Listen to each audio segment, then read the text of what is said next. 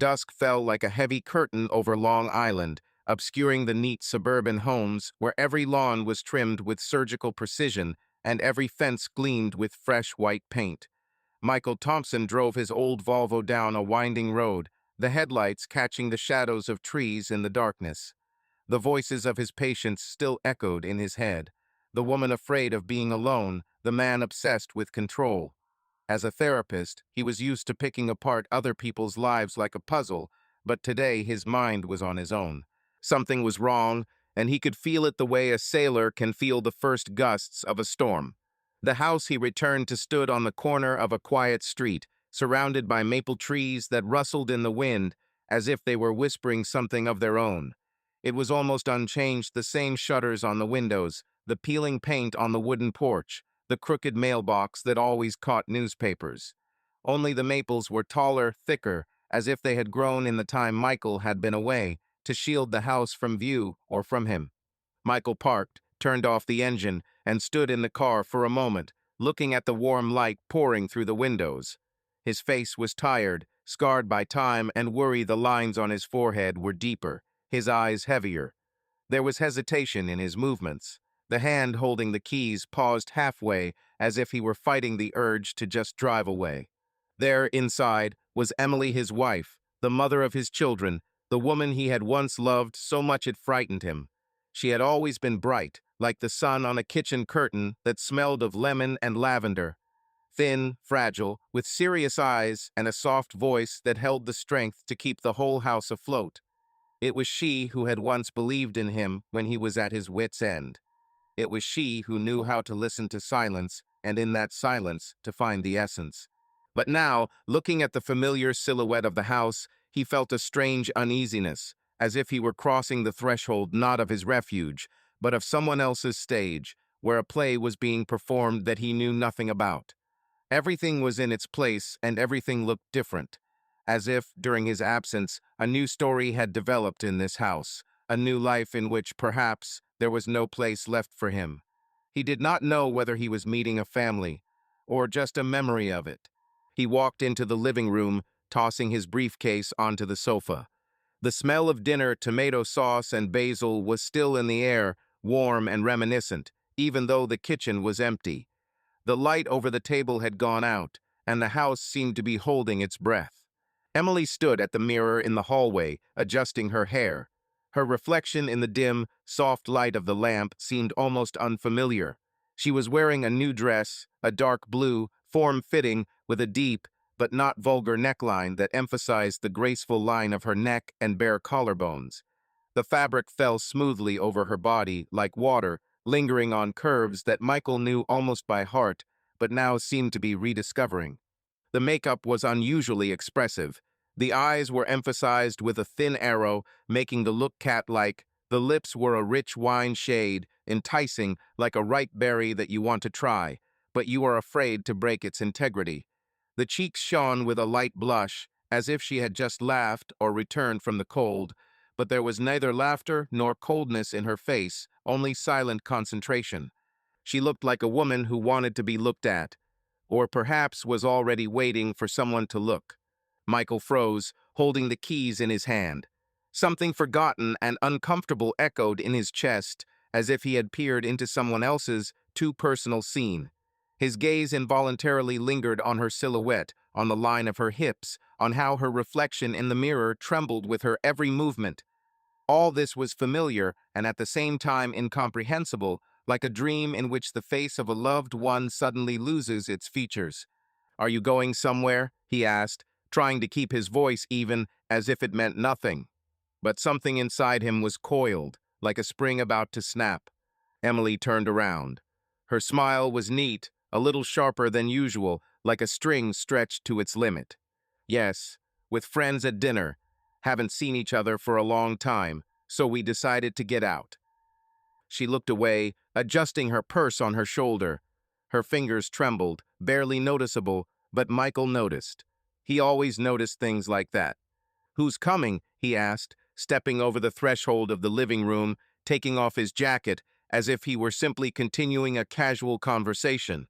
But there was a barely perceptible note in his voice, not suspicion, but expectation. Oh, well, Sarah, Kate, the usual bunch. She shrugged as if she didn't care, but her voice was a little higher than usual, and the phrases fell too smoothly, like a memorized text. Sarah, the one who got divorced last year? He looked at her from under his forehead, throwing his jacket over the back of the chair. Emily narrowed her eyes slightly. Yes, and Kate, the one with 3 kids and 0 time for herself, if you're interested. Pause. She bent down as if searching for something in her purse, although everything was already in place. I'm just surprised. Usually you warn. He took a step closer, or at least don't look like you're going to see a senator. Emily straightened up, her eyes meeting him. What do you mean by that? She asked calmly, but her lips were pressed together. Nothing. Just an observation.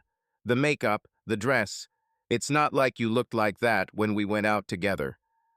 Silence hung between them, thick, as if the air in the room had grown thicker. Emily took a deep breath. Maybe because we haven't gone out anywhere for a long time. She said it calmly, even softly, but there was a sting in her voice, like a thin thorn under the skin. Michael looked away, then back at her. You've changed, Em. I'm just trying to figure out when exactly did this happen. She chuckled as she pulled on her coat. Maybe it was around the same time you started coming home like you didn't want to be there. He took a step closer, but did not touch. You are still my wife. Are you still my husband? She replied, without looking away. A second, 2. Then she turned away, opened the door, and turned around on the threshold, already almost in the dark. Don't wait. I'll be back late. Michael nodded, but the words were stuck in his throat. He watched her leave, her heels clicking on the hardwood floor, the door slamming softly behind her. The silence that followed was deafening. Alex and Lily, their children, were at their grandmother's, and without their laughter the house seemed empty, like an abandoned theater after a performance.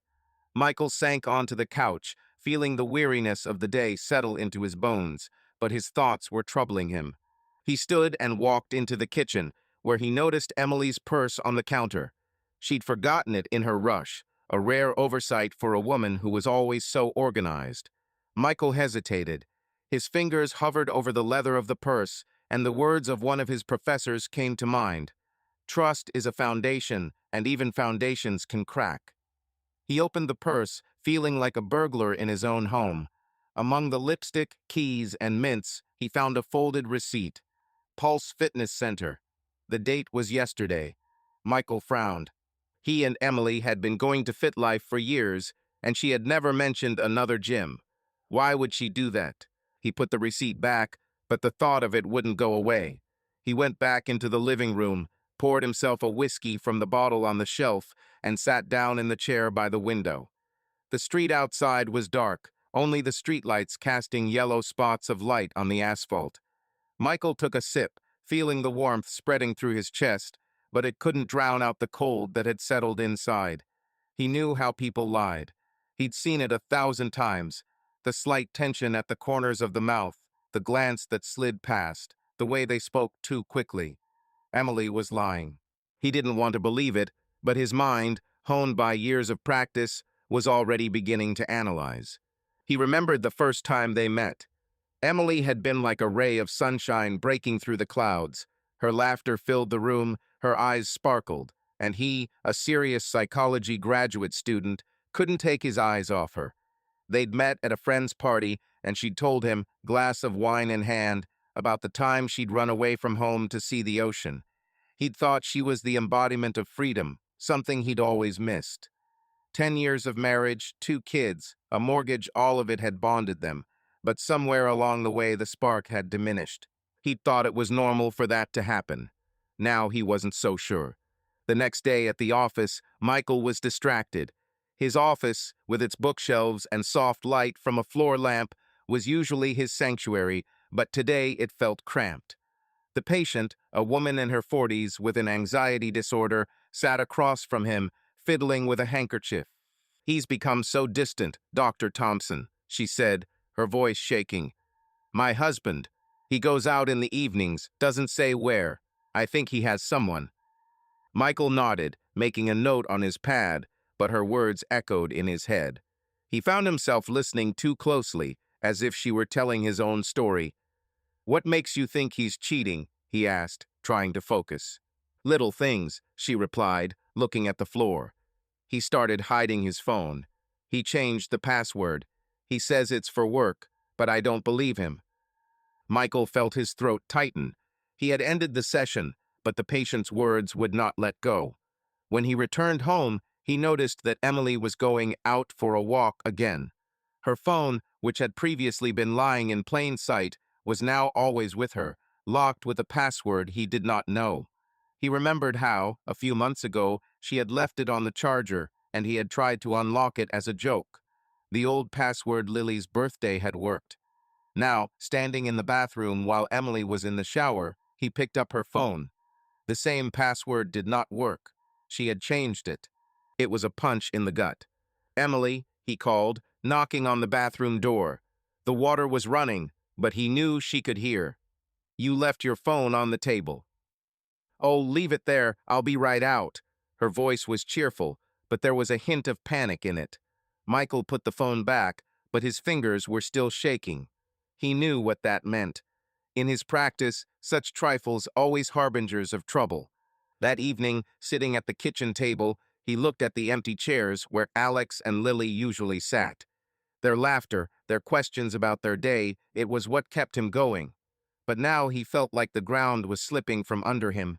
He opened his laptop and began searching for Pulse Fitness. The website was colorful, full of smiling people in workout clothes. One of the trainers, a man with broad shoulders and a confident smile, stood out from the rest. His name was Ryan Keller. Michael wasn't sure why that name had stuck in his head, but he made a note in his phone. "You're late today," Emily said when she got home. Her cheeks were pink, as if she'd been running, but her eyes avoided his. "Is everything okay?" "Yeah, just patience," Michael replied, closing his laptop. "How's your evening?" "Oh, nothing special. A walk, a chat. You know how it is." She smiled, but her smile was like glass, beautiful, but fragile. Michael nodded, but inside him there was a growing sense that he was standing on the edge of an abyss. He knew how to read people, to see the cracks in their masks. Now he would use that skill on his own wife. He didn't want to believe that Emily was capable of cheating, but doubts had already taken root, like weeds that could not be pulled out. And so began his personal drama, a game where truth was the prize and the price could be too high. It was a deceptively peaceful morning in suburban Long Island. The sun was streaming through the curtains, casting golden streaks across the hardwood floor of the living room where Michael Thompson sat with a cold cup of coffee. His gaze was fixed on the window, but he saw neither the neatly trimmed bushes nor the neighbor's dog lazily wandering the sidewalk. His mind, honed by years of analyzing other people's souls, was now working against him, building chains of assumptions, each leading to the same conclusion. Emily was hiding something. The receipt from the Pulse Fitness Center, the password change on her phone, her evasive smiles, these were all threads he began to tug gingerly, afraid but also eager to find out what was on the other end. Michael finished his coffee, feeling the bitter taste settle on his tongue, and set the cup down on the table. His office was waiting, his patients were waiting, his life was waiting, but he couldn't just continue as if nothing had changed. He knew that suspicion was a poison that ate away at him from within, but he also knew that the truth, no matter how painful, was the only way to stop it. As a therapist, he was used to helping people face their demons. Now it was time to face him. He picked up his phone and opened the Pulse Fitness website. The flashy photos of people in tight leggings and perfect smiles were jarring, but he scrolled down to the Our Trainers section. Ryan Keller, the man with a broad shoulders and confident gaze, stared back at him. His bio was short: former athlete, certified trainer, motivation and transformation specialist. Michael felt his jaw tighten. The word transformation cuts like a knife. What exactly had Ryan transformed in his wife's life? "Are you leaving already?" Emily's voice pulled him out of his thoughts. She stood in the kitchen doorway, in her workout clothes, black leggings, a tight tank top, sneakers, her hair pulled back into a high ponytail. Her face was fresh, without makeup, but her gaze was slightly distant, as if she was already somewhere far away in her mind. There was something deliberately light, almost playful in her movements, as if she was trying to seem casual, but overacting. "Yeah, patients aren't waiting," Michael replied, closing his laptop. His voice was calm, but his eyes were watching her. "Are you going to the gym?" "Yeah, gotta keep in shape," she said, turning away as if checking something in her bag. "Although I'm not sure anyone notices." He frowned slightly. "Is this a reproach?" Emily looked over her shoulder at him. "No, just an observation." He came closer, grabbing the keys from the table. "You've been going to the gym a lot lately, almost every evening." "Is that bad?" She raised her eyebrows. "Do you want me to sit at home and bake cookies?" "I want to know what's going on, Em. Just to be informed. That's all." She smiled, but her gaze remained cold. "You want to be in the know when it's convenient for you. But when I sat alone in the evenings and waited, for some reason you didn't ask what was happening to me." Michael sighed as he walked past towards the coat rack. "It's not the same thing." "Of course, it's not the same thing. Then you were busy, and now I am." He froze, holding his jacket in his hand. "Look, I don't want to fight. Just be careful on the way, okay?" Emily walked towards the exit. "I'm always careful." She had already grabbed the door handle when he asked, "Are you really going to the gym?" Slowly, without any sudden movements, she turned around. "And if not?" He was silent. She looked at him with a quiet challenge and left without closing the door all the way. A feeling of incompleteness hung in the hallway. Michael stood motionless, listening to the distant sound of the gate closing. Something had changed in her. Or was it he himself who had stopped understanding her? As the door closed behind her, Michael felt his heart beat faster. He knew this was the moment when he would either step back or step forward. It would be easier to step back to go back to his routine, to pretend everything was okay. But he couldn't. Not when every little thing Emily did screamed that she was slipping away. He took his car keys and walked out of the house. The Pulse Fitness Center was 15 minutes away, in a shopping district where coffee shops and boutiques rubbed shoulders with beauty salons. Michael parked across the street, choosing a spot with a view of the gym's glass doors. His Volvo was nondescript gray, like dozens of other cars in the area. He leaned back in the seat, feeling like both a hunter and a criminal. It was beneath him to stalk his wife, but he saw no other choice. Half an hour later, he saw her. Emily got out of her car, parked outside, and headed toward the gym doors. Her stride was confident, but Michael noticed her glance around, as if checking to see if anyone was following her. His fingers tightened on the steering wheel. She stepped inside, and he waited, feeling the time dragging like molasses. An hour later, the gym doors opened again, and Emily walked out. But she wasn't alone. There was a man walking next to her, tall, with short dark hair, and the same confident stance Michael had seen in the photo. Ryan Keller. They stopped by her car, and Emily laughed, throwing her head back the way she had on their first dates. Ryan put his hand on her shoulder, and the gesture, easy, almost innocent, was like an electric shock.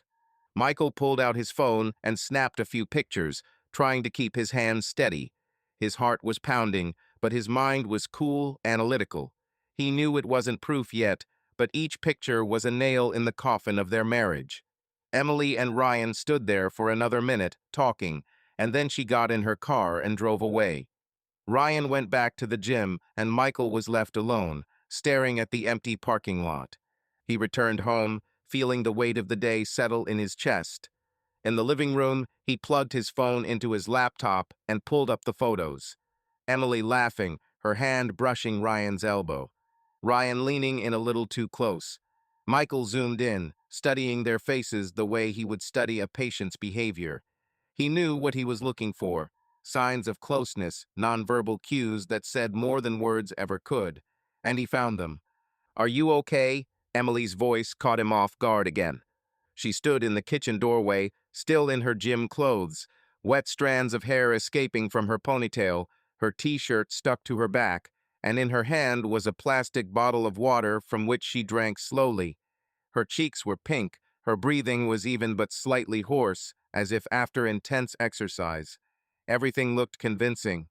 Too convincing. Michael looked up from the screen. "Yeah, just work," he replied, closing his laptop. "How was training?" "Great," she said, leaning against the door frame. "Ryan, my coach, is a beast. He drives me so hard I can barely walk." Ryan's name, spoken so casually, was like a slap in the face. He nodded, smiling tightly. "That sounds intense. Is he a personal trainer?" Emily raised her eyebrows slightly, as if surprised by the interest. "Well, sort of. He works with a few people, but I like his approach. Motivating." Michael leaned back in his chair, looking at her intently. "When did you change gyms? I thought you went to the one next to the library." Emily froze for literally a second, almost unnoticeably. It was getting crowded there, and the gyms were stuffy. Plus, Ryan trains at another gym on River Street. I just decided to give it a try. "I see," he nodded, as if he had accepted everything. But the pause after his words dragged on. "Have you known him for a long time?" "No, he's new. I think he's been working here since spring." She spoke too quickly, too smoothly, as if she had thought out her answers in advance.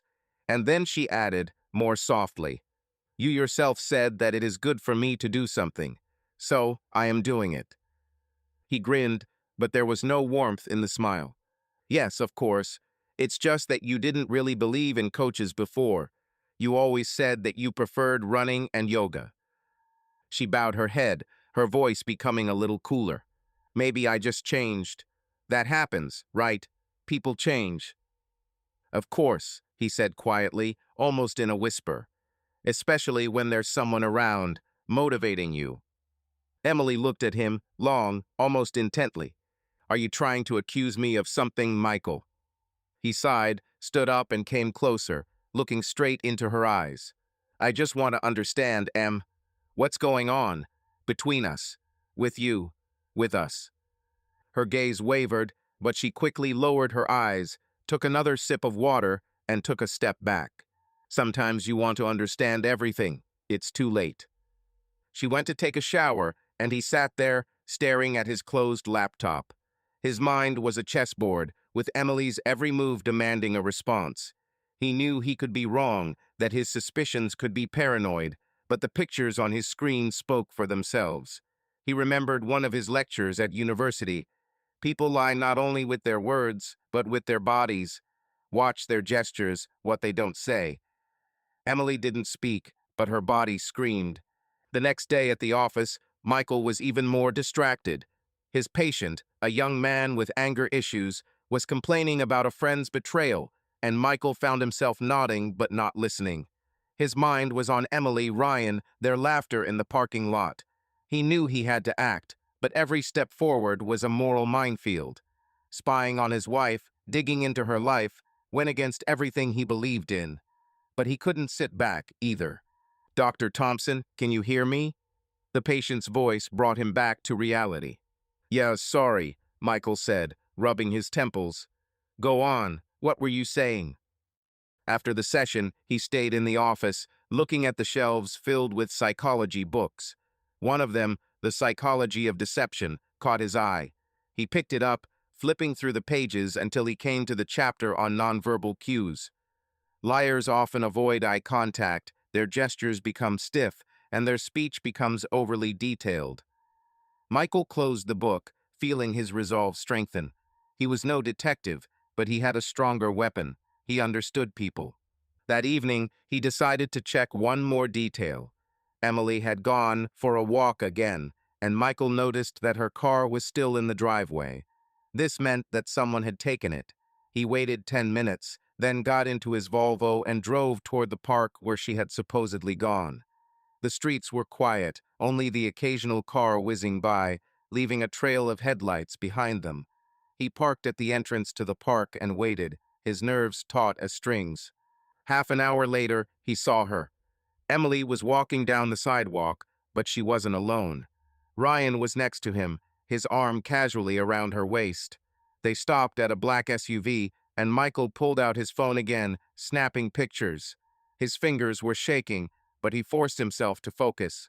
Emily leaned toward Ryan, and their lips met, a brief but obvious kiss. Michael felt his stomach clench, but he kept snapping pictures until they got into the car and drove away. Back home, he poured himself a whiskey, but didn't drink it.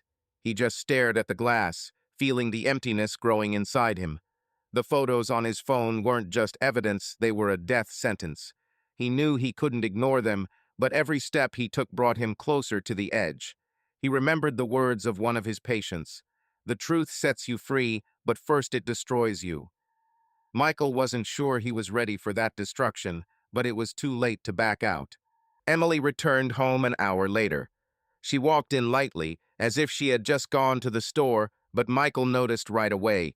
Her hair was a little disheveled, her cheeks were flushed, her lips were a little swollen, as if she had been biting them. There was a sparkle in her eyes. Joy? Excitement? Or just fresh air? "Sorry, I'm late," she said as she walked, not looking in his direction, throwing her bag on the sofa. The walk took too long. He looked up from his tablet. Although he wasn't reading it, he was just holding it to keep his hands from shaking. "It's okay. The main thing is that you had a good time." Emily finally looked at him. "You're home so early. Is everything okay?" "Yes. One patient canceled. Got some free time. Decided not to rush back." Pause. She nodded as if she didn't know what to say and headed to the kitchen, opening the refrigerator. "Have you had dinner?" he asked, cautiously, as if walking through a minefield. "A little. Grabbed a coffee and a sandwich after the gym." "With Ryan?" He said it casually, as if it were a casual thing, but there was something in his tone. Emily froze for a split second as she pulled out her water bottle. "No, I went for a walk alone. I needed some fresh air." "I understand." He stood up and came closer, leaning against the doorframe. "You've been walking alone a lot lately. I'm just wondering, does it help?" She turned to face him, a bottle in one hand and an apple in the other. "Sometimes you just need to get out. Breathe. Don't talk to anyone, not even you." He nodded, slowly. "If you need space, just say so. I don't want to guess. And I don't want to be the one you share a roof with, but not a life with." Emily looked at him longer than usual. "Did you always share? All those nights when you worked late? Everything you didn't say was also driving us apart, Michael. You just noticed it later than I did." He looked away. A tense silence fell over the kitchen. "Maybe we should talk." "Really?" he said finally. "Perhaps so," she answered quietly. "But I'm afraid you're not ready to hear what I have to say." The silence in Michael Thompson's office was as tangible as the fog that settled over Long Island in the early morning. He sat at his desk, staring at a stack of papers, but his mind was far from his patient notes. The photographs he'd taken the night before of Emily laughing with Ryan, of them kissing outside a black SUV, were in a password-protected folder on his laptop, but their images burned in his mind like a brand. Each frame was a shard of glass, piercing his heart, but he refused to let himself wallow in the pain. Instead, he analyzed it, as he did with his patients, filing his emotions like books in a library.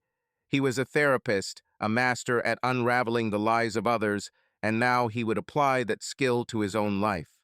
Outside, the rain was beginning to fall, a thin, persistent drizzle that pounded the glass, as if reminding him that time was running out.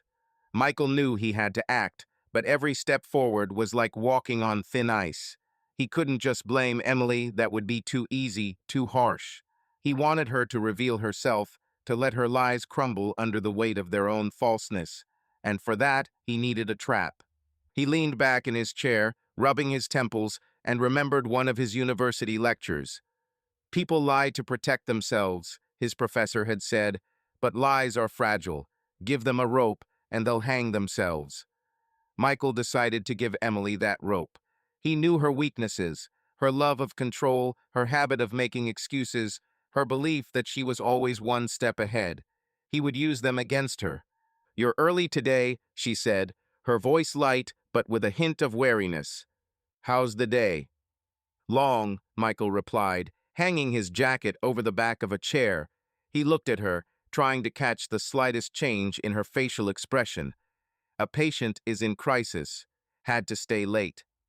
"Poor thing," Emily bowed her head slightly, but her sympathy sounded formal, like a rehearsed phrase spoken out of politeness, without listening to the meaning. She immediately looked away. "Want me to order dinner? The kids are at Mom's until tomorrow, so we can relax." Michael came closer and sat down opposite her. "Relax. Sounds like something long forgotten. What would you like to order?" "I don't know. Maybe Thai or sushi. You like spicy rolls, don't you?" She pulled out her phone again, this time pretending to search for the menu, but Michael noticed that her fingers weren't moving. She was simply avoiding his gaze. "You're often on the phone now," he said calmly, not as an accusation, but as an observation. "Is this something new, or have I just not noticed it before?" Emily looked up at him, slowly. "Maybe you just watched less before." Pause. He nodded. "Maybe, but now I'm watching." She bit her lip slightly, as if holding back an answer. "If you want to ask directly, then ask." "I just want to understand, Em. What's happening to us? Everything's become crumbly, slipping through our fingers. We don't talk. We don't even argue, we just walk around each other."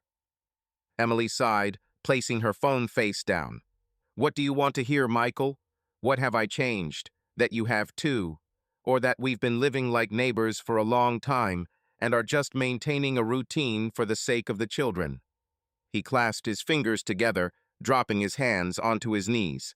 "I want to know, are you alone in this, or not anymore?" Silence. That one when the heart starts beating louder than words. Emily turned away, looking somewhere out the window, where the trees swayed quietly in the darkness. "If you had asked this question 6 months ago, I would have been scared. Now, I'm just tired of being scared." Michael stood up. "I'm still here." She nodded without turning around. "And I'm still wondering why." Michael nodded, but his mind was already working on a plan. He decided to play on her confidence to make her feel safe. "By the way," he said, pouring himself some water from a pitcher, "I have a conference in Boston next week. I'll have to go away for a couple of days." Emily froze for a split second, and the moment was like a flash of lightning in the darkness. "Oh, really?" Her voice was too cheerful. "When are you leaving?" "Tuesday," he answered, looking into her eyes. "I'll be back on Friday. You can manage without me, right?" "Sure," she laughed, but it was taut, like a string about to snap. "Maybe I'll have a girls' night out with my friends." Michael smiled, but inside his heart sank. Her reaction was exactly what he expected, a mixture of relief and anticipation. He knew she would take advantage of his absence, and that was exactly what he wanted. The trap was set. He spent the next few days refining the details. He booked a train ticket to Boston, but had no intention of leaving. Instead, he rented a car, a nondescript gray sedan that wouldn't attract attention, and checked into a motel on the outskirts of town. He also bought a small digital recorder and tested the camera on his phone, making sure it could record in the dark. His actions were methodical, almost mechanical, but every time he thought about what he might find, his throat tightened. On Monday evening, he packed his suitcase, ostentatiously packing shirts, a charger, a neatly wrapped tie, and a laptop. Emily watched him from the couch, her legs stretched out, lazily leafing through a glossy magazine. The room was silent, broken only by the rustle of pages and the dull sound of zippers. "Don't be bored there," she said, not taking her eyes off the spread. "And bring something for the children. A construction set or books, they'll figure it out themselves." Michael nodded, lifting the suitcase to check its weight and setting it down on the floor with a light thud. "Of course," he replied, clicking the locks. "And don't stay up late with your girlfriends. I know how you and Sarah can go on a spree." She smiled with the corner of her lips. Of course. One evening, a glass of wine and talking until midnight, that's all the revelry. He looked at her a little longer than necessary, as if he wanted to say something else but decided against it. Instead, he walked over, leaned down, and kissed her temple lightly. Emily still kept her head down, but she reached out her hand for a moment, brushing his fingers. She laughed, but her eyes avoided him. Michael went into the bedroom, feeling his nerves on edge. He knew the game was coming tomorrow, and he had to be ready. On Tuesday morning, he said goodbye to Emily with a kiss on the cheek. Her skin was cold, and her smile seemed forced. "Good luck at the conference," she said, straightening his tie. "Call me when you get there." "I'll call," he promised, but his voice was hollow, like an echo in an abandoned house. He got into his Volvo, drove to the station, and parked it. Then he got into a rented sedan and drove back to town, staying at a motel. He spent the day there, checking out his equipment and rehearsing his moves. He felt like both the hunter and the hunted, and the duality was eating away at him. That evening, he parked a block away from his house, in the shade of an old oak tree that hid his car from prying eyes. The rain had gotten heavier, and droplets ran down the windshield, distorting the light from the streetlights. Michael waited, watching his house like an intruder in his own life. Around 8 o'clock, he saw a black SUV, the same one he had seen in the park. His heart began to pound, but he forced himself to breathe evenly. Ryan got out of the car, holding his umbrella, and headed for the door. Emily opened it for him, and even from this distance, Michael could see her smile as she invited him in. The door closed, and the lights in the living room went out. Michael waited, feeling time slow down, as if the whole world had stopped to see what he would do next. He got out of the car, wearing a dark jacket and a cap to go unnoticed. The rain beat down on his face, but he ignored it. He walked around the house, following the hedges until he reached the back door. The key he always kept in reserve was in his pocket. He entered the house as quietly as a shadow and stood in the hallway, listening. Voices came from the kitchen, Ryan's low laughter, Emily's soft voice. Michael turned on the recorder, feeling his fingers tremble. He stepped closer, keeping to the shadows. The kitchen was lit by the dim light of the overhead lamp, and what he saw was like a knife thrust. Emily was standing at the kitchen island, her fingers sliding down Ryan's neck, slow and sure, as if memorizing every line, every curve. He held her waist tightly, pulling her closer, their bodies almost one. Their breaths mingled, deepening, their movements more intense, filled with that intimate confidence that only came with a long-held, desired attraction. Emily pressed herself closer to him, her lips sliding over his cheek, over his ear, and then finding his mouth, not in a rush of passion, but in a long, practiced dance. Their kisses were long, wet, only half restrained. She was whispering to him. Michael couldn't hear the words, but he saw Ryan lean closer, his hand sliding along her thigh, slowly lifting the hem of her dress. Michael pulled out his phone. His hands were strangely calm, despite the rage tearing through him. He recorded every moment, every gesture, the tilt of her head, the wet gloss on her lips, his hand sliding under the fabric. They moved to the table, the same table where their children ate cereal in the morning, where he and Emily discussed bills, laughed, and drank coffee. Ryan sat her down on the edge of the table, his eyes never leaving her face. Emily laughed, loud and easy, as if the kitchen belonged to them alone. She pulled him closer with her legs, her hands tearing at the buttons of his shirt, eager and hungry. He leaned toward her, their silhouettes intertwined like a match touching gasoline. And then something inside Michael snapped. He stepped forward, still holding the phone, and his shadow fell across the kitchen floor, long and sharp, like a blow. Emily froze, her eyes widening when she saw him. "Michael," her voice was hoarse, full of panic. Ryan pulled back, his face pale. "Get out," Michael said, looking at Ryan. His voice was cold as steel, without a hint of emotion. "Now."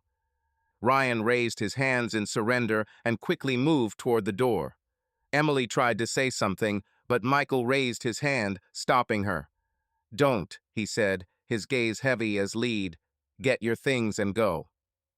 "Michael, please," Her voice shook, but he didn't look at her. "It's not what you think."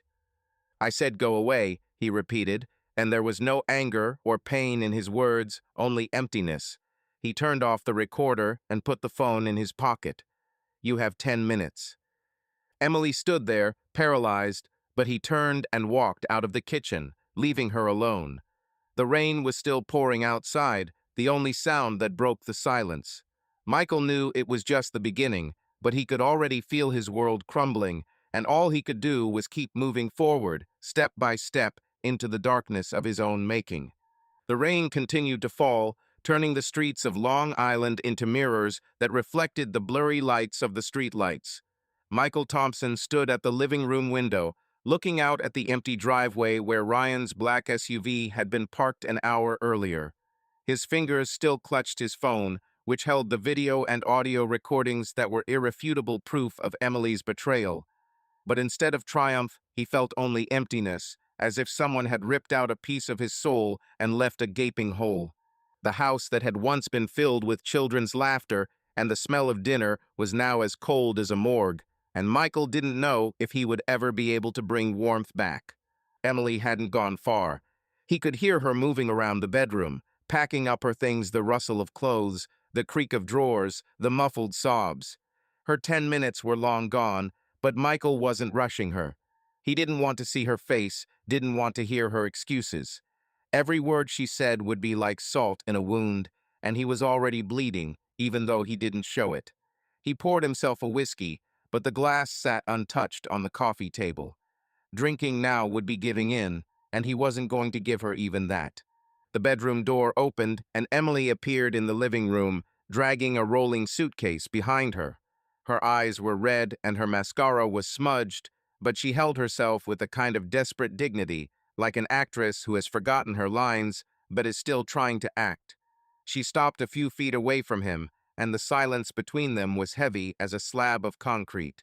"Michael," she began, her voice shaking but still holding a note of defiance. "You can't just throw me out. This is our home, our children." "You kicked yourself out," he interrupted without turning around. His voice was low, almost a whisper, but there was steel in it. "You chose to have sex with some jerk, Emily. Don't tell me about our house. You fucked it up."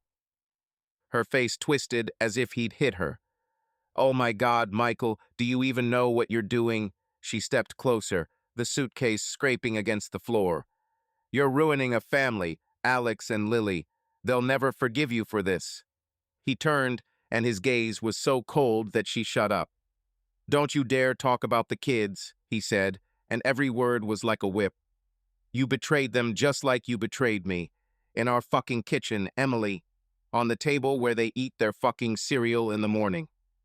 She winced, but didn't back down. "It was a mistake," her voice broke, and she brushed away a tear. I don't know what came over me. Ryan, he just. I don't care who he is," Michael snapped, his eyes flashing like lightning in the darkness. "Do you think I want to hear your excuses?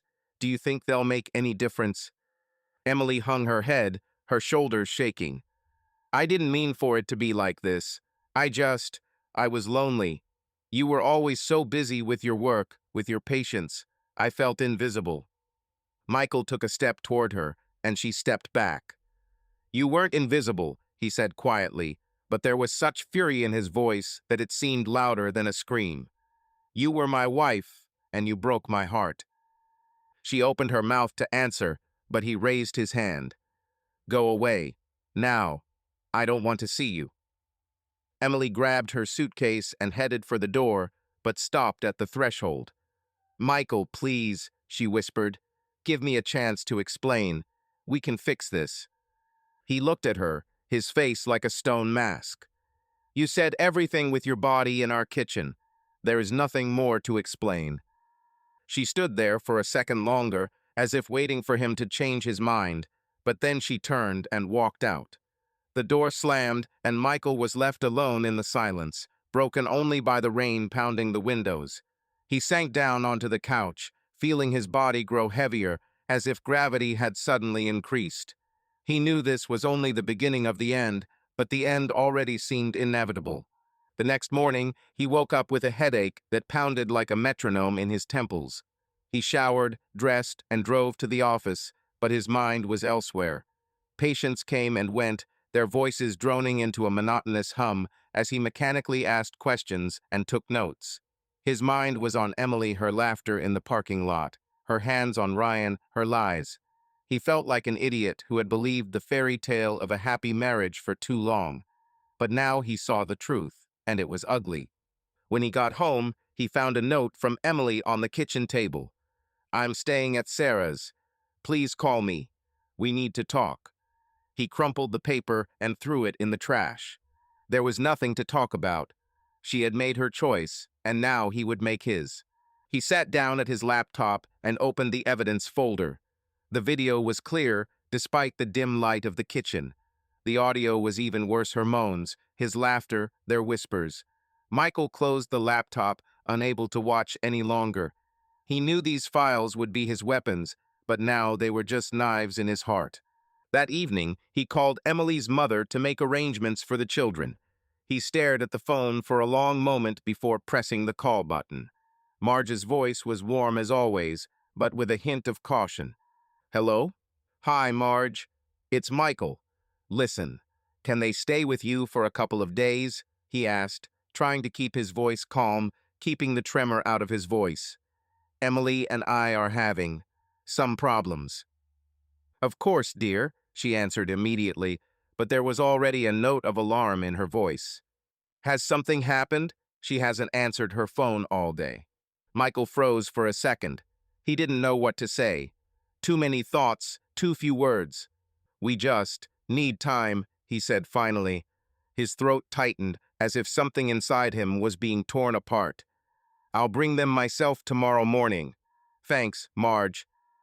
"Okay, just Michael, if it's something serious, you'll tell me, right?" she added quietly. He closed his eyes and exhaled almost silently. "Yes, I will tell you. Thank you."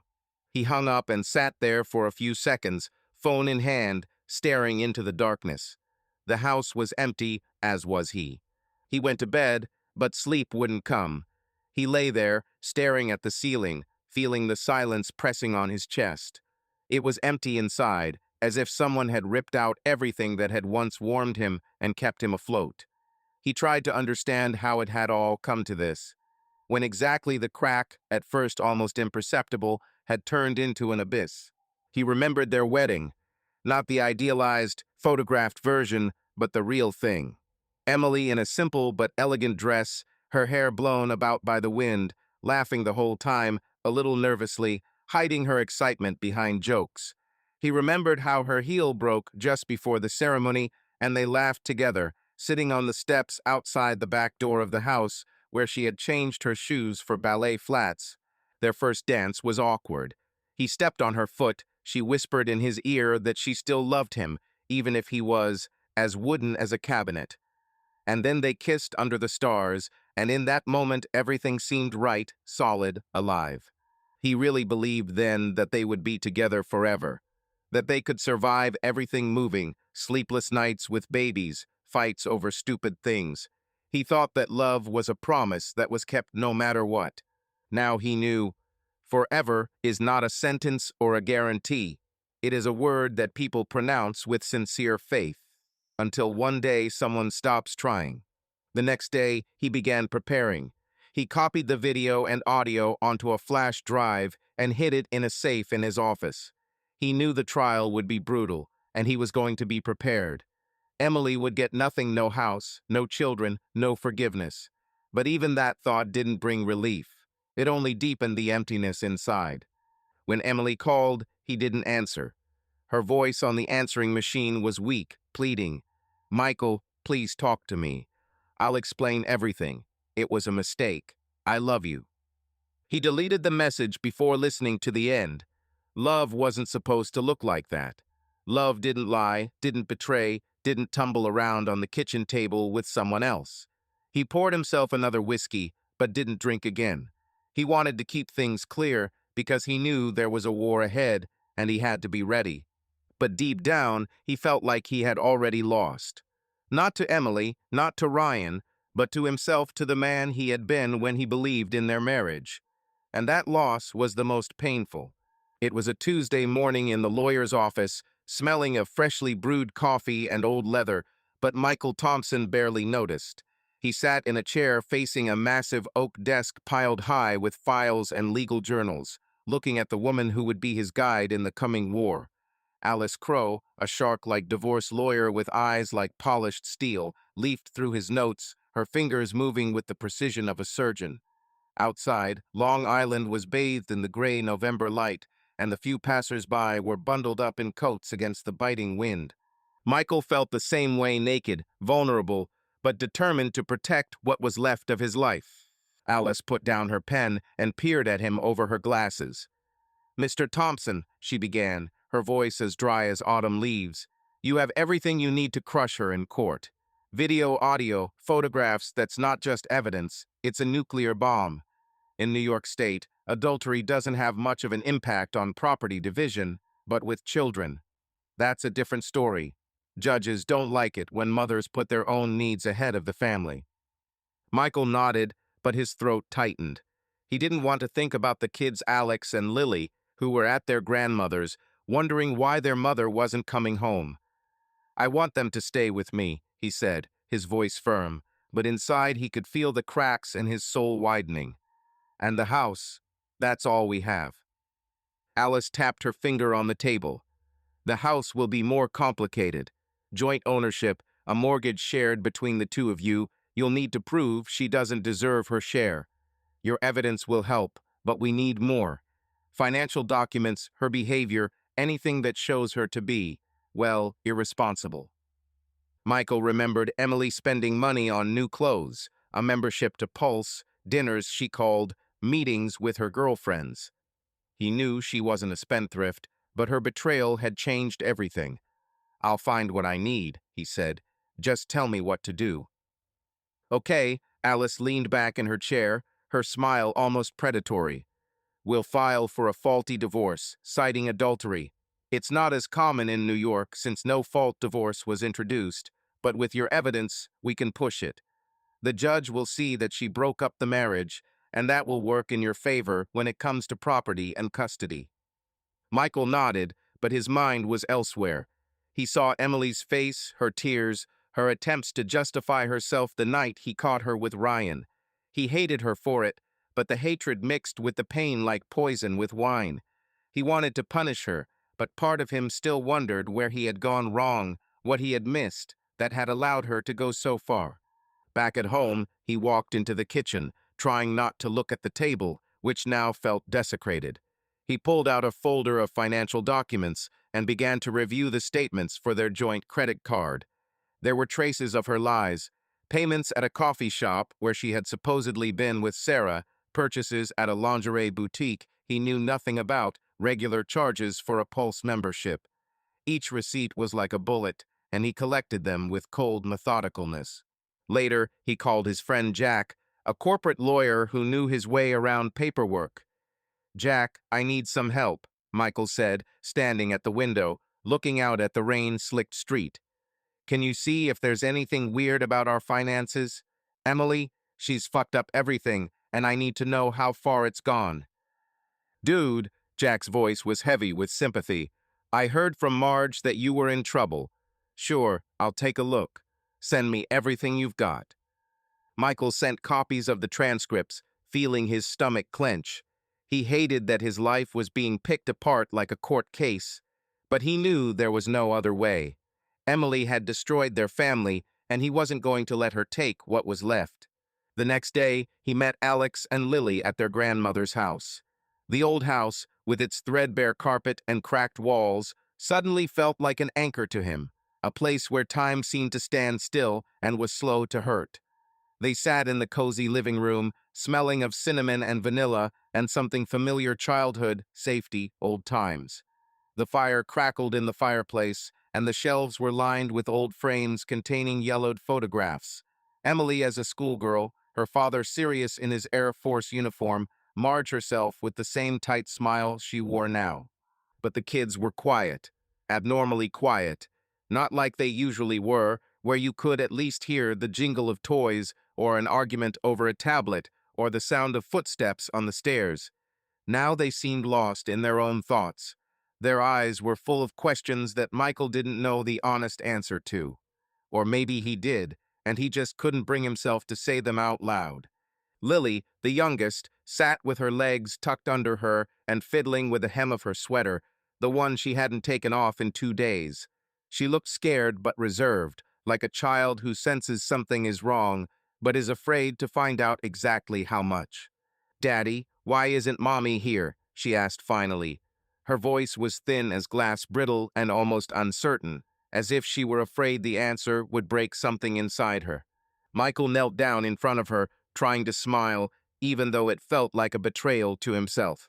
"Mom is at Aunt Sarah's now, dear. We have adult things to do, but you'll see her soon, I promise." He knew it was a lie. Sarah lived in another city, and if Emily was with her, it was only in Instagram photos. But how can you tell that to a 5-year-old girl who draws her mother in her pictures every morning? Alex, sitting next to him, didn't say a word. His shoulders were tense, his chin was clenched, and his gaze was fixed on the floor. He felt something more than he said. No longer a child, but not yet an adult, he was balancing between understanding and fear, and this balance was collapsing. "She left because of you?" he asked suddenly. His voice was low, slightly hoarse with anger, but there was resentment in it too. Teenage, real. Michael sighed, feeling a sinking feeling inside him, as if the air had been let out. He knew this question was coming, and yet he wasn't prepared for it. "No, son," he said quietly, almost in a whisper. "It's not because of me. Sometimes adults make mistakes. Sometimes they can't agree, no matter how hard they try, and then they need time to fix it." But as he said these words, he knew this was also not true. There was nothing to fix, not the way he wanted. Emily had made her choice, and this choice was abrupt, decisive, final.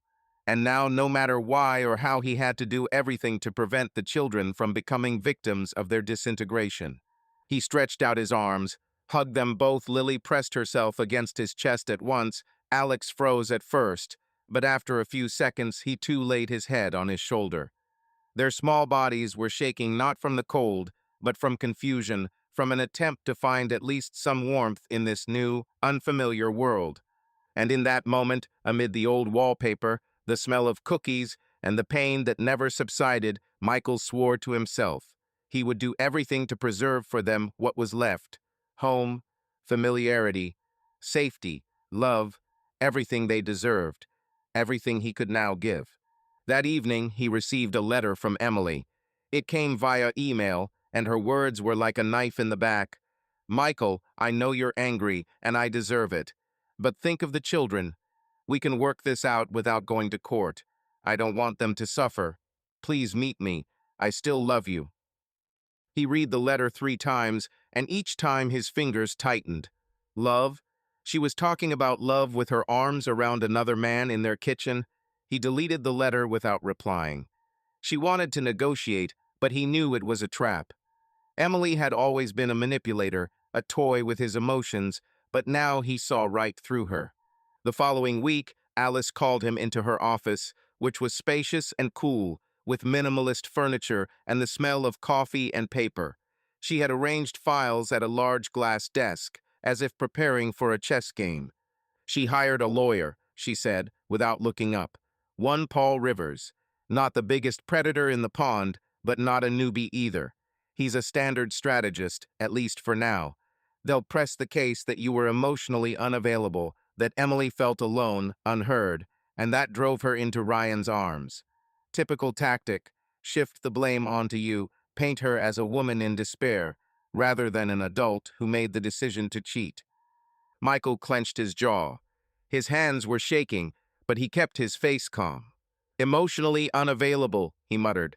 "I worked, day and night, to pay for this damn house, so the kids could go to a proper school, so she could buy herself whatever she wanted. And she was having sex with the coach, in our house, where our children sleep, where she swore her love to me." Alice raised an eyebrow, but her smile remained calm, almost satisfied. I understand your indignation, Michael. I really do. And believe me, the jury, if it gets to them, will understand too. But in court, emotions don't win cases. Structure, consistency, and facts do. Your evidence, photos, videos, correspondence is our trump card. But for custody of the children, we need more. She opened the folder marked brick and pushed her towards him. We need to show that you are a stable, consistent parent, that you are capable of providing the children not only with housing and food, but with emotional stability. The judge will not simply punish Emily. He will look for which of the two of you will provide the children with more security. And if you give even a hint of aggression, instability, neglect, it will work against us. Michael nodded, slowly, as if each movement was an effort. What do you want from me? Alice adjusted her glasses, her tone becoming clear, almost teacher-like. First, we'll get a reference from teachers, from a child psychologist, if necessary. Anything that will confirm that the children feel comfortable with you, that you're involved in their lives, school, clubs, medical examinations. Second, collect all the financial documents confirming that you provided for the family, covered the bills, the mortgage. And third, no messages to Emily, no outbursts, insults, threats. Everything you say or write is potential evidence in her favor, even if she continues to lie, especially if lying is her weakness. Your strength is silence and discipline. Michael sank into a chair and ran a hand over his face. He felt like a soldier sent to war not with a gun, but with a wallet and a will. But he knew he had no choice. I'll do whatever it takes. Just. He trailed off, looking out the window. Just so they don't lose their childhood because of us. Alice softened her voice. Then you're already halfway to victory, Michael. Michael nodded, his resolve growing. He knew he would be a good father, no matter what. He was always there for the kids, helping them with their homework, driving them to soccer games, reading Lily bedtime stories. Emily, on the other hand, had been everywhere but with them in recent months. He remembered Lily crying one time because her mother had missed her school concert, saying she was working late. Now he knew where she was. The next few days were like navigating a minefield. Emily tried to contact him, leaving messages that he ignored. Her lawyer sent a letter offering mediation, but Michael refused. He didn't want to negotiate. He wanted justice. Alice prepared a lawsuit that presented Emily's infidelity as the main reason for the divorce. Video and audio were submitted to the court in a sealed envelope, and Michael felt his soul freeze at the thought of strangers watching his shame. But the hardest part was talking to the kids. He picked them up from their grandmothers, and they sat in the car, silently looking out the windows. "Dad," Alex finally said, "are you and Mom getting a divorce?" Michael gripped the steering wheel so hard his knuckles turned white. "We're trying to figure this out, son," he said, trying to keep his voice even. "But no matter what happens, I'll always be here for you. I promise." Lily began to cry, and Michael felt his own eyes sting with tears. He stopped the car and hugged them, feeling their small bodies tremble. He knew he couldn't protect them from pain, but he would do everything he could to keep them from losing their home, their family, their stability. By the end of the week, Alice reported that the court had scheduled a preliminary hearing. "They're going to play dirty," she warned. "Her lawyer has already hinted that you've been cold, distant. They might even say you've worked too hard to be a good father. Be prepared." Michael nodded, but inside he was seething. Cold, withdrawn. He'd given this family everything he had, and Emily had traded it for a cheap romance. He looked at Alice and said, "Do what you have to do. I want her to pay for this." Alice smiled, and there was a cold confidence in her smile. "Oh, she'll pay, Michael. We'll take care of it." He left her office, his heart beating in the rhythm of war. He knew there would be hard days ahead, but he was ready. Emily had destroyed their family, and he would not let her take his children or his home. He would fight, and he would win not for revenge, but for those who still depended on him. Cold fluorescent light flooded the courtroom where Michael Thompson sat up straight on a wooden bench that creaked with every movement. His fingers curled in his lap, the only sign of tension he was trying to hide behind a calm facade. Across the aisle, Emily sat, her face pale and her lips pressed tightly together as if she were trying to hold back a storm of emotion. Her lawyer, Paul Rivers, a greasy-haired man in a cheap suit, was whispering in her ear, but she barely nodded, her eyes glued to the judge's table. Outside the Long Island skyline, the wind was blowing the last leaves from the trees, and Michael felt like that same wind was blowing away any hope he had for a peaceful resolution. Alice Crowe, his lawyer, sat next to him, her movements as precise as a chess player preparing for a decisive move. She adjusted her glasses and opened a folder containing copies of evidence photos, transcripts, text message printouts that Michael had obtained by digging through their shared cloud storage. He wasn't proud of it, but each file was a brick in the wall he was building to protect his family. Alice leaned toward him, her voice quiet but firm. "We're going to get them today, Michael. Her lawyer will play on pity, but Judge Clark doesn't like theatrics. Stay calm." Michael nodded, but his mind was elsewhere. He remembered Lily asking him a few nights ago, "Daddy, do you still love Mommy?" He didn't know what to say, so he simply kissed her forehead, feeling his heart break. Alex, on the other hand, had withdrawn, his teenage anger turning into a silence that was louder than any scream. Michael knew the children were suffering, and that only made him more determined. He wouldn't let Emily take them, not after she'd traded their family for a sordid affair. Judge Clark, a stern-faced woman with gray hair, walked into the courtroom and everyone stood. Her voice, hoarse with age, cut through the silence. "Let's get started. The case is Thompson v. Thompson. Preliminary hearing on custody and division of property." Alice spoke first, her words clear as a gunshot. She laid out the evidence of Emily's infidelity without getting too emotional, but each word hit like a hammer. "My case alleges that Mrs. Thompson knowingly destroyed the marriage by engaging in adultery," she said, showing the judge a sealed envelope containing video and audio. "This material demonstrates her conduct that not only undermined the trust in the marriage, but also jeopardized the well-being of her children." Paul Rivers jumped to his feet, his voice loud, almost hysterical. "Objection, Your Honor. This so-called evidence is a violation of my client's privacy. Mr. Thompson invaded her privacy by filming her without her consent. This is unacceptable."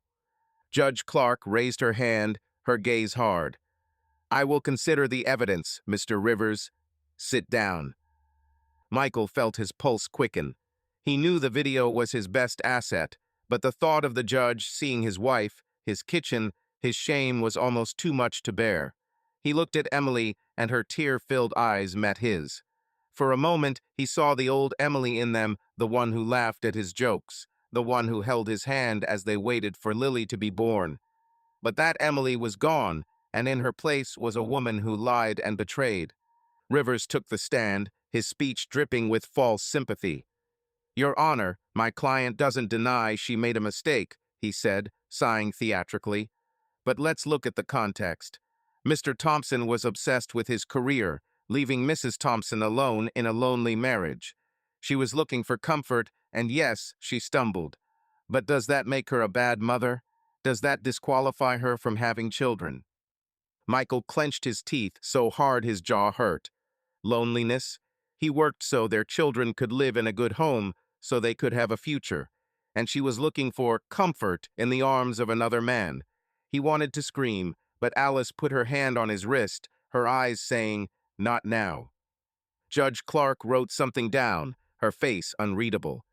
"I want to hear from the parties," she said. "Mr. Thompson, your turn." Michael stood, feeling every eye in the courtroom on him. His voice was calm, but inside he was seething. "Your Honor, I'm not a perfect man," he began. "I worked hard, that's true. But I did it for my family. My wife, she didn't just make a mistake. She lied to me, she lied to our children. She brought another man into our home, into our kitchen, where we ate dinner together. I can't trust her to take care of our children because she put her own needs ahead of their safety." Emily sniffled, but Michael didn't look at her. He knew his words hurt, but they were true. The judge nodded, making another note. "Mrs. Thompson," she said. Emily stood up, her hands shaking. I know I did a terrible thing, she said, her voice breaking. But I love my children. Michael, he was always cold, distant. I felt unwanted. I'm not making excuses for myself, but I'm not a bad mother. I want to be with Alex and Lily. Please don't take them away from me. Michael felt his fists clench. Cold, unneeded, she was rewriting their story, turning him into a monster to justify her betrayal. But he didn't let his emotions get the better of him. He knew the judge was looking at the facts, and the facts were on his side. The hearing ended, and the judge announced that she would make a custody decision at the next hearing. Michael walked out of the courtroom, feeling weak on his feet. Alice patted him on the shoulder. "You did well," she said. "She's trying to play on pity, but Judge Clark can see right through her." But the victory brought no joy. Michael got into his car and drove home, where the silence greeted him like an old enemy. He opened a bottle of whiskey, but did not drink. He simply looked at the amber liquid, thinking about how his life had turned into this nightmare. The next day, as Michael was returning from work, his phone vibrated in his pocket. He didn't answer right away. Fatigue hung on his shoulders like a wet coat, and all he wanted was just silence. But a name appeared on the screen, Jack Howard. "Michael, I found something," Jack began without preamble. His voice was excited, but there was tension in it. "I dug through this Ryan Keller guy's social media. Dude's married. He's got 2 kids, and his wife doesn't seem to know anything about Emily."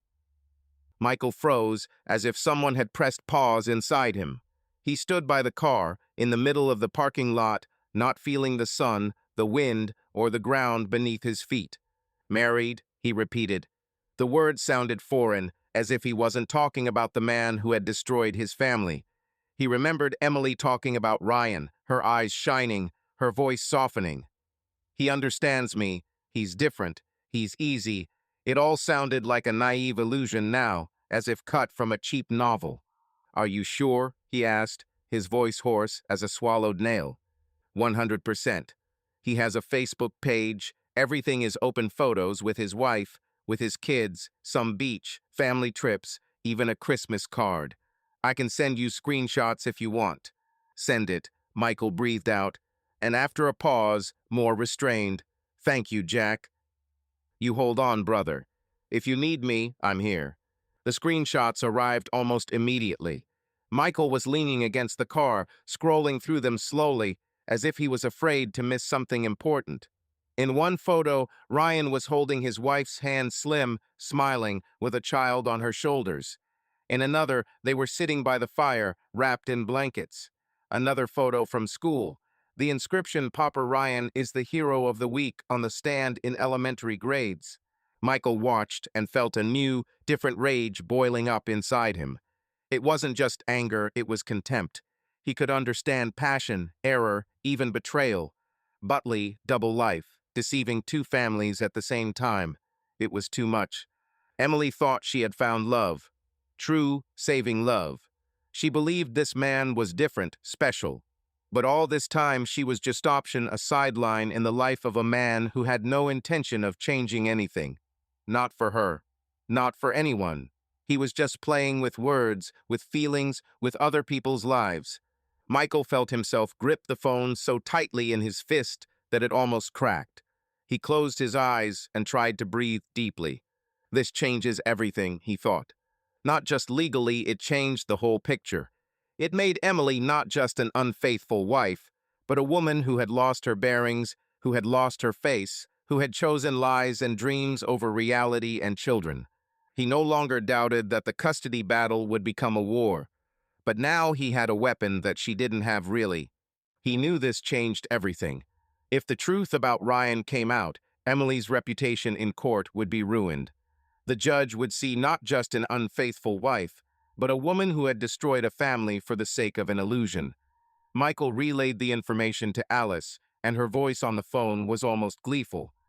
"This is our jackpot, Michael.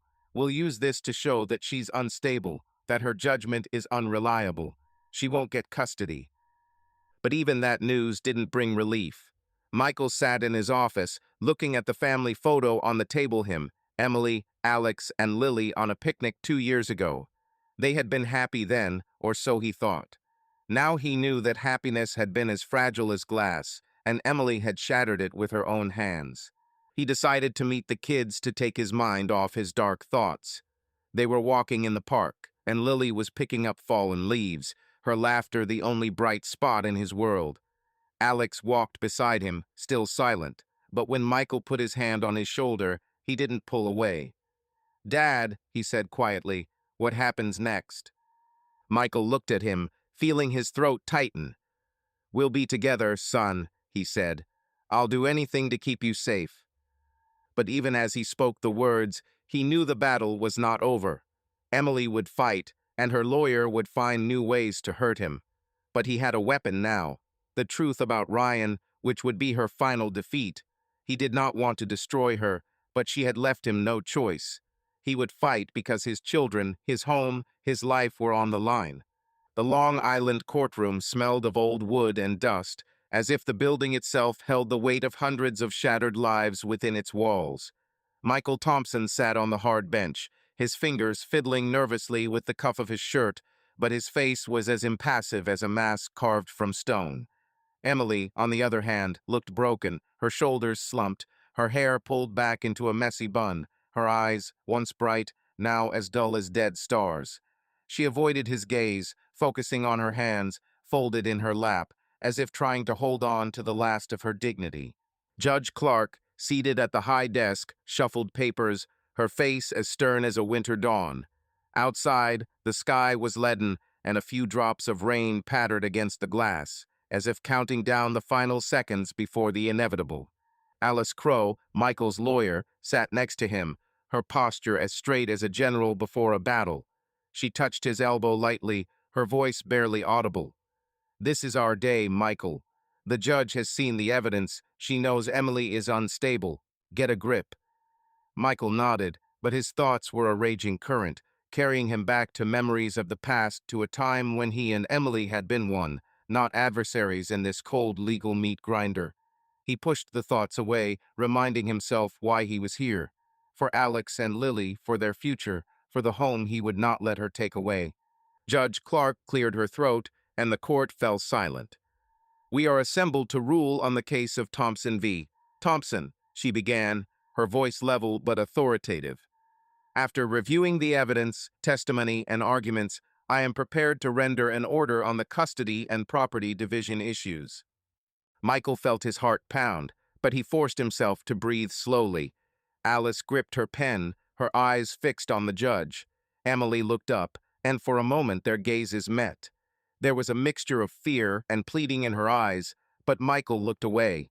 He couldn't afford to feel sorry for her, not after she had destroyed everything they had built. In the matter of custody of the minor children, Alexander and Lillian Thompson, the judge continued, "The court considers the best interests of the children as its primary consideration. Mr. Thompson has demonstrated stability, commitment to parenting, and the ability to provide a safe environment for the children. Mrs. Thompson, despite her claims of love for the children, has committed acts that have violated the family's trust, including adultery in the marital home. In addition, her involvement with a married man, Mr. Ryan Keller, demonstrates that her judgment is unreliable." Emily let out a soft sob, and her lawyer, Paul Rivers, put his hand on her shoulder, but she pulled away. Michael felt a pang of guilt, but pushed it down. She had chosen this path, he reminded himself. She had known what she was doing when she brought Ryan into their home. "The court orders," the judge said, "that full physical and legal custody of Alexander and Lillian Thompson be granted to Mr. Michael Thompson. Mrs. Thompson is to have supervised visitation in consultation with Mr. Thompson and under the supervision of an appointed social worker." Emily covered her face with her hands, her shoulders shaking. Rivers tried to speak, but the judge raised her hand in silence. Michael felt the tension in his chest ease slightly, but there was no joy. He had won the children, but the victory felt bitter, like ashes. He looked at Alice, and she nodded slightly, her lips curling into a tiny smile. "On the question of division of property," the judge continued, "the court is mindful that the house on Willow Street is jointly owned. However, given Mrs. Thompson's conduct and her contribution to the breakdown of the marriage and Mr. Thompson's financial stability, the court awarded the house to Mr. Thompson. Mrs. Thompson is ordered to pay compensation for her share in the amount of the market value determined by an independent appraisal. Emily looked up, her eyes wide with shock. "It's not fair," she whispered, but her voice was lost in the sound of the judge's gavel. Rivers wrote something down, his expression grim. Michael knew Emily wouldn't be able to pay the settlement. Her salary at the marketing agency barely covered her personal expenses, and now, without a home and with limited access to her children, she was on the verge of collapse. Judge Clark finished. "The judgment is effective immediately. The parties may appeal within 30 days. The hearing is adjourned." She banged her gavel, and the courtroom filled with a rustling sound, lawyers gathering papers, spectators whispering, Emily sitting still as a statue, her face a mask of despair.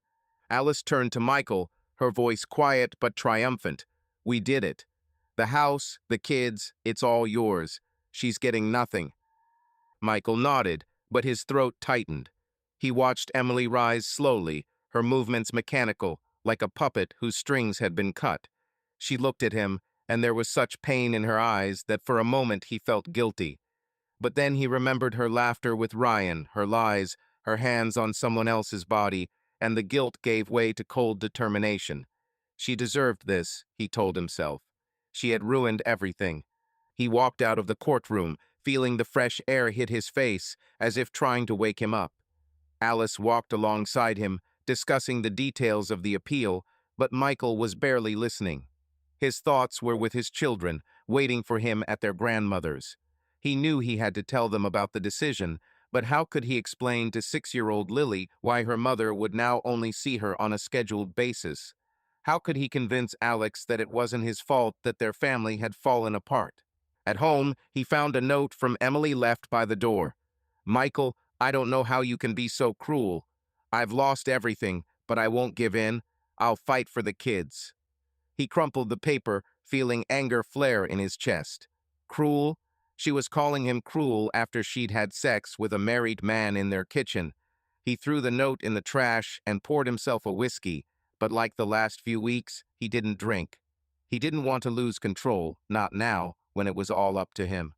That evening, he went to see the children. It seemed like the drive to Marge's house stretched out for hours, although the GPS showed only 20 minutes. He held the steering wheel with both hands, as if he were grasping at it like a last support. His thoughts were confused, joy, anxiety, relief, and bitterness all mixed up. The living room was warm. Lily was sitting on the floor with a box of crayons, drawing something bright and illegible. Alex was lying on the couch with his phone, staring at the screen, completely detached. Their world, despite everything, continued to spin quietly, childishly simple. When Michael entered, Lily turned around and immediately jumped up. She ran to him and wrapped her thin arms around his neck, burying her face in his shoulder. "Daddy, did you win?" she whispered hopefully, as if she believed that everything could be fixed with one yes. He dropped to his knees, hugging her tightly, as if he was afraid she would melt. His heart sank, not from pain, but from that unbearable love that rises in the throat when there are no words. "Yes, darling," he whispered, stroking her hair. "You will live with me. We will be together. Always." Lily let out a soft sob, but there was no fear in her breath, only relief. Alex looked at him from behind the screen. Slowly, seriously. His gaze was different, not childish.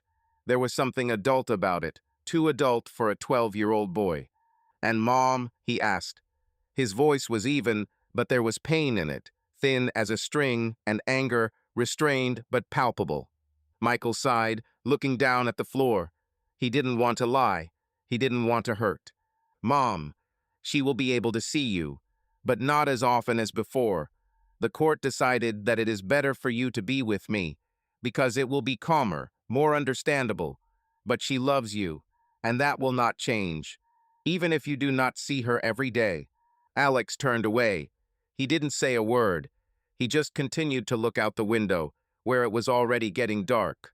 Lily, still hugging her father, asked quietly, "Are we going home now? To our real home?" Michael nodded. "Tomorrow. We'll start from scratch, but together."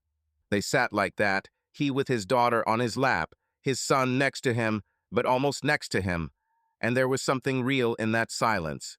The pain had not gone away, but there was a restrained hope in it, like a thin light in a crack in a door.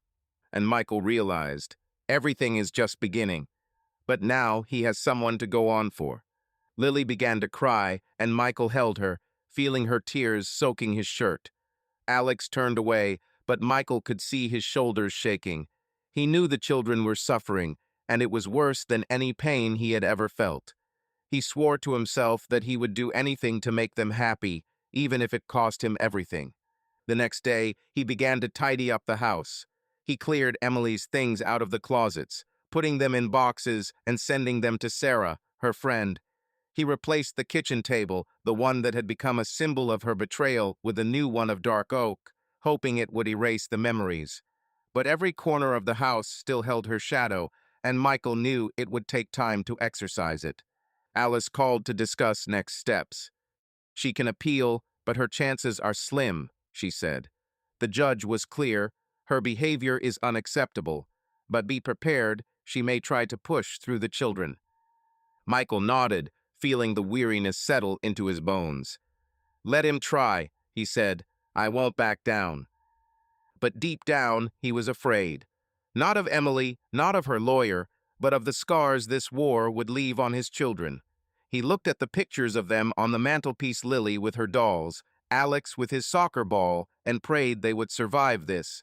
He had won the battle, but the war for their happiness was just beginning. Winter had arrived on Long Island as silently as a thief, blanketing the suburban streets in a thin layer of snow that sparkled like broken glass under the streetlights. Michael Thompson stood on his front porch, a mug of hot coffee steaming into the crisp air. The house on Willow Street, now officially his, felt both familiar and foreign. The new dark oak kitchen table, the freshly painted walls in the living room, the absence of Emily's things from the closets, all of these were attempts to erase the past. But Michael knew that some scars never healed, only faded with time. He took a sip of his coffee, feeling the warmth spread through his chest, but it couldn't chase away the chill that had settled in his soul from everything that had happened. Alex and Lily were inside, their voices drifting from the living room, Lily humming a Christmas carol, Alex grumbling as he helped her decorate the tree. The court victory had given Michael custody and a home, but it had not given him back the sense of security he had once felt in that house. He woke up every morning feeling like something was lost forever, and that something was not just Emily, but his faith in people, in love, in the ability to trust. He had won the war, but the price had been higher than he had expected. He walked into the house, shaking snow off his boots. Lily ran up to him, her eyes shining like stars. "Daddy, look, we put a star on top," she exclaimed, pointing to the tree in the corner, covered in garlands and homemade decorations. Alex stood nearby, his arms crossed, but the corners of his lips twitched slightly in a smile. "You're beautiful, my dear," Michael said, picking her up. "You're a real designer." Lily giggled and Alex rolled his eyes, but Michael saw his son relax, as if his father's presence was an anchor in their stormy world. He set Lily down and looked at his son. "Are you okay, Alex?" he asked, trying to keep his voice light. "Aren't you tired of your sister and her songs?" "I'm fine," Alex muttered, but his tone was softer than usual. "It's just, when is Mom coming? She promised to give me new sneakers for Christmas."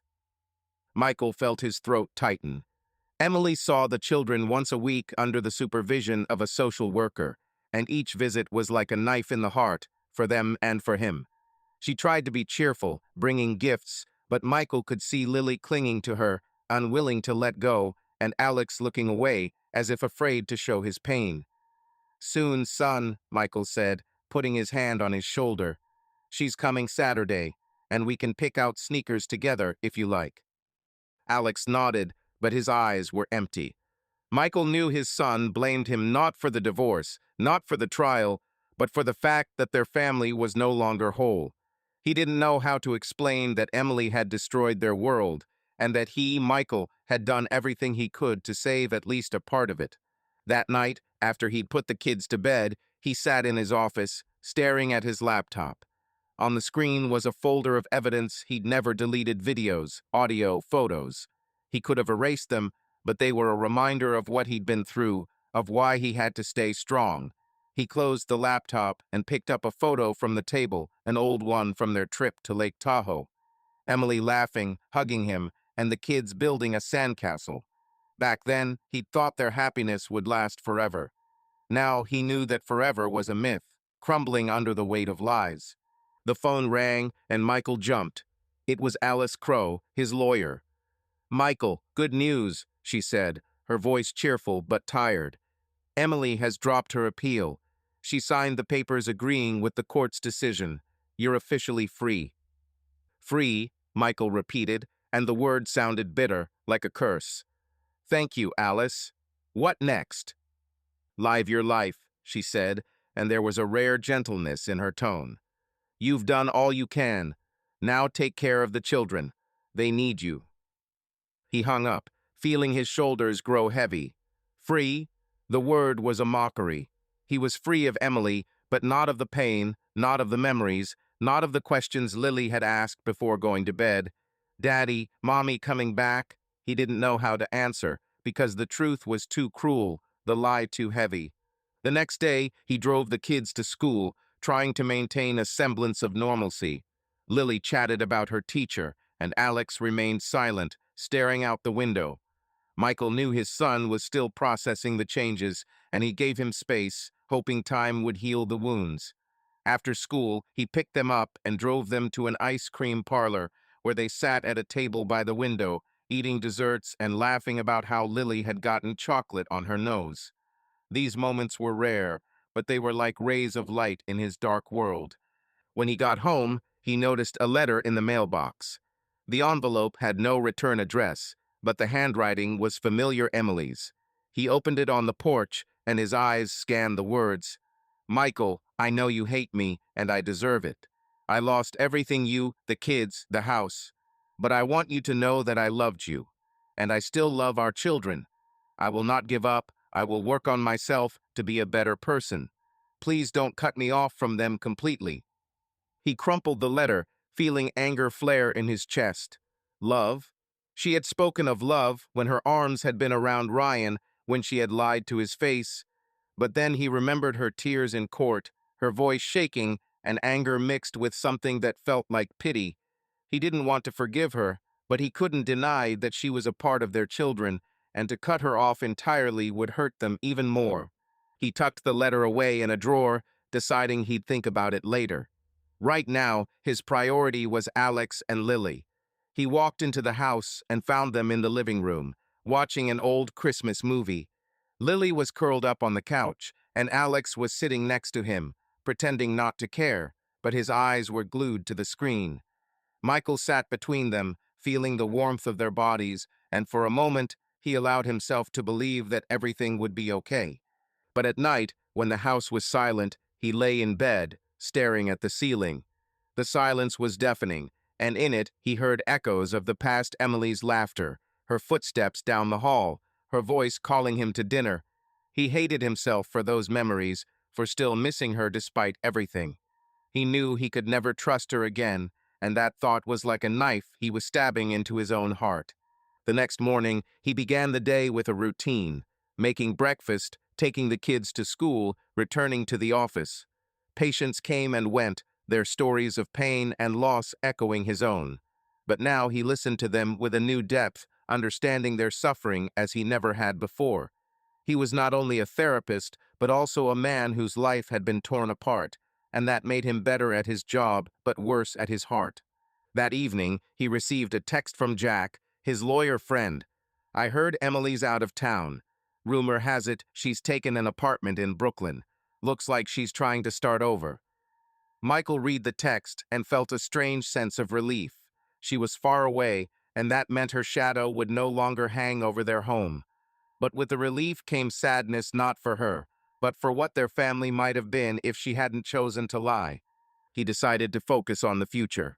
He signed Lily up for dance lessons and Alex for soccer camp, hoping the new activities would help distract them. He began running in the mornings himself, feeling the cold air clear his lungs, the rhythm of his steps drowning out his thoughts.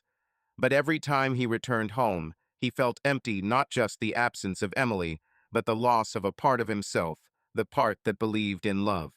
Christmas passed quietly but warmly. The children opened presents and laughed, and Michael looked at them, feeling his heart fill with hope. They were his world, and he would do anything to protect them.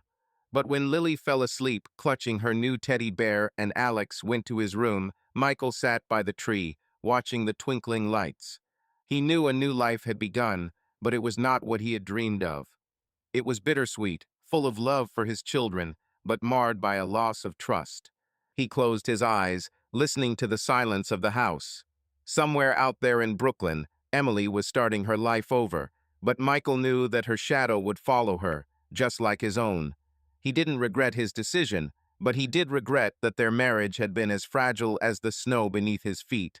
He got up, turned off the lights, and went to bed, knowing that tomorrow would be a new day, and he would face it with the same determination with which he had endured all this. We tell what others are silent about. Subscribe and stay in touch with us. Subscribe to our channel so that your love doesn't cheat on you, and go ahead and listen to the next story, because this story is nothing compared to the next one. If you're under 18, don't even think click to the next one.